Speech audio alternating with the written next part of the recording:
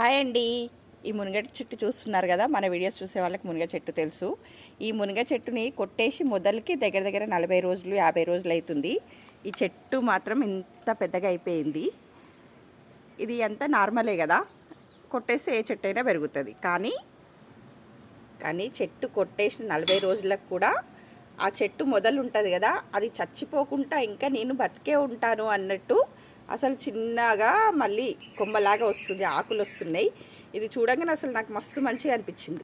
అసలు ఈ రోజులలో చిన్న చిన్న సమస్యలకే మనందరం చాలా ఇబ్బంది పడిపోతాం. ఏదో అయిపోయింది, ఏదో మునిగిపోయింది. మనం 10th ఫెయిల్ అయితే చచ్చిపోవాలి, ఇంటర్ ఫెయిల్ అయితే చచ్చిపోవాలి, మొగుడు కొడితే చచ్చిపోవాలి, పెళ్ళం కొడితే చచ్చిపోవాలి, ఇట్లా అనిపిస్తుంది. ఇది మునగ చెట్టు ఒక చెట్టు, దానికి సెన్స్లు ఉండవు, మైండ్ ఉండదు, ఏది ఉండదు. కానీ దాన్ని కొట్టేసిన 40 రోజులకు కూడా ఆ మొద్దుతోటే ఒక చిన్న కొమ్మ చిగురించింది.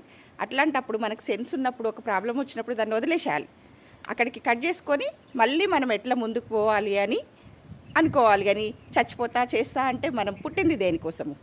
బతకడానికి కోసమే కదా. బతకడానికే ఒక సినిమాలో డైలాగు, అది ఎందుకు చెప్పాలనిపించింది. బాయ్.